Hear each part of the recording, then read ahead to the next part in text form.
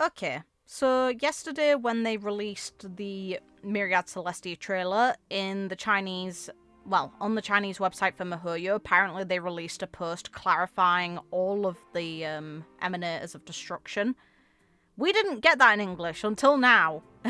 Apparently it's just been released. I want this. So, this is gonna be fun. I've rewatched that trailer a bit too many times now. I have a pretty good guess on who each of the Emanators are. Obviously, you guys saw my blind reaction, which is totally different from a more informed look at it. Let's see if I was right about my guesses. So, the prisoner is about to grasp the celestial flames as cosmic fables echo beyond their cave. The fate of Amphorius lies exposed before the gaze of Nanook and their assembly of Lord Ravagers. The displacement and desolation caused by the Lord Ravagers enforcers of the will of the destruction are not some distant whale, but are closely linked to the fate of the cosmos. Any world could be the next victim, and nobody should take them lightly. Okay, yeah, no. I've seen this image with Chinese text, so it's definitely it. Okay. So Nanook's chosen weapons of destruction embrace their aesthetics of destruction where all things return to entropy. The Aeon Nanook who walks the path of destruction glances at the powerful creatures in different worlds and that have the urge to destroy and brands them their mark that gives them power. Lord Ravagers are both Aeonic emanators and the enforcers of the will of the destruction, obsessed with the beauty of havoc, adhering to the principles that all things return to entropy. They are also artists of war and the most refined weapons of the destruction, commanding wars across the stars, wielding the devastating might blessed by an Aeon. Each Lord Ravager holds a unique philosophy of destruction, making them extremely dangerous. Some claim they are antimatter bullets, blessed by Nanook and purposed to incinerate paths. If life feeds on an agentropy, then all actions are destined to facilitate destruction. In the end, when all returns to entropy, destruction will terminate together with the cosmos. Okay, so this one's a name that we never saw before. So, the assumption that they're connected to the Elation is correct. Bestow the cruelest joke of all, witness the most absurd annihilation. Some say Asat Pramad, if I'm pronouncing that right, please don't get angry with me, is the most human of the overlords, while others argue he's the least. Rarely seen on the front lines, he prefers to orchestrate from afar. More chess master than warlord, there was a chess master that was mentioned before, moving his legions with methodical precision. Worlds that fall under his gaze are consumed by waves and waves of slow, cruel jokes, like the infamous fall of the Agul Ring. Over a century, Asat Pramad advanced his Void Rangers inch by inch, just to force the military line of resistance into the shape of a singular line of text. Destruction is where laughter ends. It is mourning, not celebration. Known as the Destroyer of Elation, Asat Pramad embraces the title. When his work is done, he scorches a giant smiling face onto the surface of every dead planet as if to mock the very idea of life. Which we did see in the Myriad Celestia trailer. Fair enough. Okay, we saw this guy before. I want to see him and Acheron fight. So this is Zephyro. Zephyro. Zephyro is feared across the stars as the most terrifying of the Lord Ravagers. Makes sense. He looks like a white hole, which is the opposite of a black hole. Black holes draw matter in. White holes force matter out. You cannot enter them. So, he is obsessed with the final moment of annihilation, the beauty of absolute erasure, yet some whispers that encountering him may be a mercy. Among all the Lord Ravagers, he alone offers a death without pain. Some Doctors of Chaos even theorize that his destruction is a form of resistance. They believe he is a self-annihilator summoned by Ix, refining his faded colours into blinding white light to defy the shadow of the Aeon. His devastation has been known to bleed into the dreams of the Nihili Pathstriders, leaving searing marks on their waking flesh. I'm curious how he does that. That's kind of crazy. Many believe he targets the nihility, one self-annihilator once described a nightmare. At the end of all things, with nothing left to destroy, a Lord Ravager hurls himself into Ix's divine corpus, followed by a singular violet beam of white that pierced the endless darkness. Fun, okay. Selenova, she was very, very obvious. The stars listened to a prayer of despair, gathering of grand death. When some desperate civilizations cry out for salvation, these requests are heard by the family. But it may be Selenova who answers, and her descent brings ruin to enemy and supplicant alike. Unlike her mysterious peers, her origin is known. Nanook personally ignited a world of harmony and elevated her from the ash of the eternal centurion. Okay, she's from the ashes of one of the emanators of harmony. Fun. She is deemed the destroyer of harmony, leading the Antimatter Legion and commanding Void Rangers and starships in the vast. Coordinating campaigns for eons, she has followed the path of the cancer of all worlds, spinning a web of death across the stars. Some say she alone, among the Lord Ravagers, knows the truth of the Stellarons, or worse, that she's the one planting them. Okay, fine, fair, fun. Okay, so this is the weird dark thing that hovered near a planet. It's neat to have a name for it as well. So this is the Sun Devourer actual name, Luxbane. Called the Sun Devourer Giant, Luxbane is credited with countless stellar extinction events, according to the Intelligentsia Guild.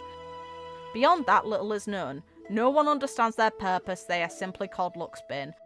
Luxbane's form is indiscriminable. A shape so vast it eclipses the sun, blotting out the sky and space alike. Some in the astral ecology school believe they are a descendant of a Leviathan branch species, but with those creatures long gone, few can imagine a young Aeon reviving such an old being from death and commanding them. Could Luxbane be Nanook's emanator to confront the veracity or the permanence? No one knows for sure. It's interesting considering the permanence is gone, but their scions aren't, so it's fair enough. Okay, we saw this thing and I didn't quite know what it was, so I'm actually happy that they're clarifying this one. So, Arcforger. For years, Arcforger remained a total mystery, despite the years of investigation by Cosmic Powers. Only recently did the IPC, thanks to two Society members observing Amphorius, decode their name, Arcforger, from the gravitational waves of Iron Tomb. Okay, that's fun, so no one knew about this, but now people from the Society, which it's going to be, of course, Herta and Screwlum, are going to be the ones that decoded that. And they're confirming that the gravitational waves of Iron Tomb are coming out of Amphorius. Void Rangers often inhabit twisted forms, and some destruction creations implode with an intense backfire when destroyed, dragging their enemies along with them to their destruction. It's believed Arcforger is the architect of the Legion. Their power is linked to heat, forging, shaping, and possibly the path of preservation. In the furnace of war, there is no line between Smith and the Smithed. Since their ascension, this Lord Ravager no longer destroys directly, but instead forges all things into weapons of extinction. The IPC has strongly condemned this. That's not a shock, man. Oh, we know you! Seize the body, manipulate the mind, set a self-destructing trap. And of course she's contrasting the path of the hunt. A member of the ancient shapeless species of the Heliobi, a starfire essence, Vantilia delights in luring civilizations to self-destruction. Based on her sabotage of the Xianzhou Alliance, it is speculated that her target may be the Hunter. To her, material extinction is not the end. Only when all things vanish mentally and spiritually can true annihilation be achieved. She's said to possess thousands of incarnations, spreading across the cosmos in countless forms. Through lies, illusions, manipulation, she fans the flames of blind vengeance. Recent anomalies on the Xianzhou Luofu and Yaoqing may be signs that her schemes are escalating. Just how deep her influence runs is still unknown. And here's the one that I think that phainon's gonna be. And the one that I think that potentially Lygus currently is. upend the logic of inorganic life forms, turn technology into scrap metal. Unlike other Lord Ravagers, Iron Tomb's invasions require no physical presence, leaving behind almost no eyewitnesses. Its presence is inferred from the ruins of devastated civilizations, technology turns into viruses, worlds plunge into darkness, everything deemed advanced becomes a cold grave. It only appears in highly developed worlds. Some Intellitron theorists believe Iron Tomb is the inverse of the erudition, a reversal of all calculations and logic. Its destruction resembles a phenomenon more than aesthetics, a corruption and subversion of inorganic logic, a collapse of all intelligent behavior. So, guessed this one, of course. We knew her. Didn't know you at all. Really glad to get information. Nice to see the confirmation on your form. Guessed you. I ended up guessing this one after watching. I want to see this man and Acheron fight. Didn't know your name, guessed you were tied to Elation. I love this. This is so fun to actually get a document on. And I'm glad that they managed to translate it sooner rather than later. I wish it released on the day that we got information. I wish the Myriad Celestia, they had the English version ready and it wasn't just the Chinese version that was released. But I will take this and run with it. This is cool. So now what happens next? We know all of them are actively watching what's going on in Amphorius. It's neat that one that isn't acknowledged, there isn't counters to certain paths that we're aware of existing. So the ones that have counters are Relation, Harmony, Nihility, Permanence, and Veracity, which is the one that the Leviathan ended up having. Some of these ions are presumably dead. Preservation, Hunt, and Erudition. So we are missing Remembrance. We are missing Abundance. Even though Fantilia is closely connected to Abundance, she is actively contrasting the Hunt. So we have yet to see the opposite.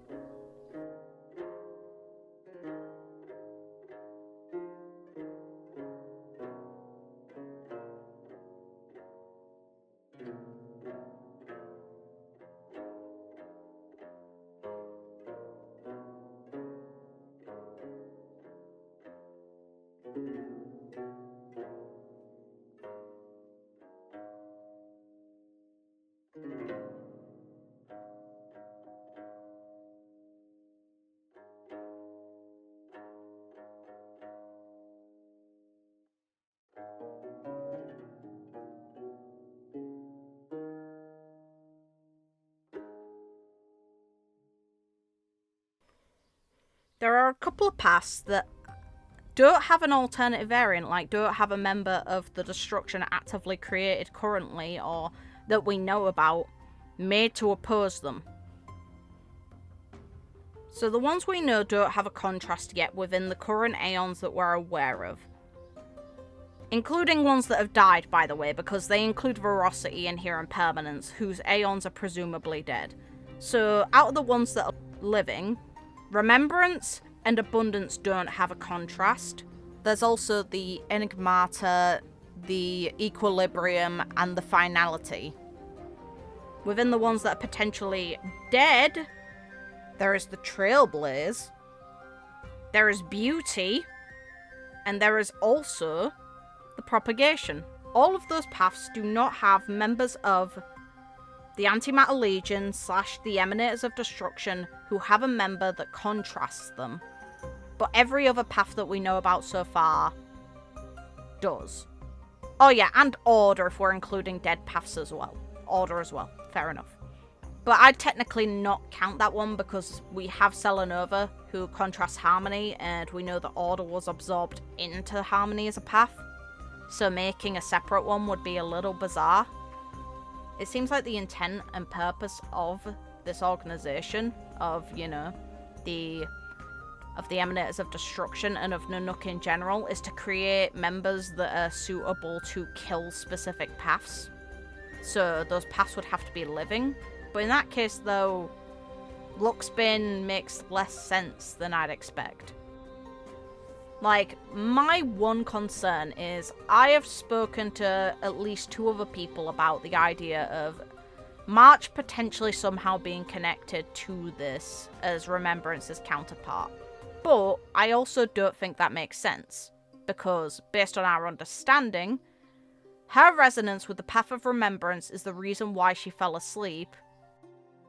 Why would she resonate so strongly with that path if she's not on the path itself? Because in that case, she would have reacted to destruction far more strongly, probably. Or at least that's my assumption. And then there's also in-game connections to her and the Path of Remembrance. The light cones featuring imagery that actually matches up to her design. In-game currencies and things referencing the idea of Remembrance, having similar design aesthetics to her. Black swans, stained glass, having similar shapes to what is present in March's design. The colour scheme and colour association of Remembrance. Like, there's a lot there. It makes it kind of hard to believe that she would be purely destruction, like, mirroring. Also, why would the Memo Keepers keep her in that case? It seems like quite the risk. If she was somehow destruction, it'd be way too big of a risk to keep her and not have her knowing. Also, would they really just leave an entity like that to float in space? Wouldn't the Lord Ravagers be aware of that if that were the case? I don't think that she's connected to them. I think that she's more likely to be connected to Fuli as an emanator, or potentially the eventual new Remembrance, or Fuli itself, one of those 3. It's very hard to see her connected to destruction right now based on the evidence currently available. But phainon being Iron Tomb, I am all on board for. I think that is the most likely conclusion. I think his ascension is actively acknowledged by these characters. I love this document. I think it's very fun that we get this. And I think it's going to lead to a lot of development for phainon. So yes, I'm keeping an eye on this in the future. Yes, I'm looking forward to version 3.4. Yes, I'm looking forward to Amphoris's Pinnacle. And this arc has definitely the gravest consequences for the game so far, and the entire known universe within that game, because of the Emanators of Destruction being involved. Because depending on the outcome of this, like, if Iron Tomb isn't currently Lygus, then they're definitely going to eventually end up phainon. And the thing that's interesting to me is, now I think back on it, because I've been currently editing my gameplay of 3.3, the mural of the weird entity we saw looks like either Lygus or this thing are a combination of the 2. And I kind of love it. Hopefully you guys had fun discussing this with me, and we can talk more about stuff like this in the future. Take care.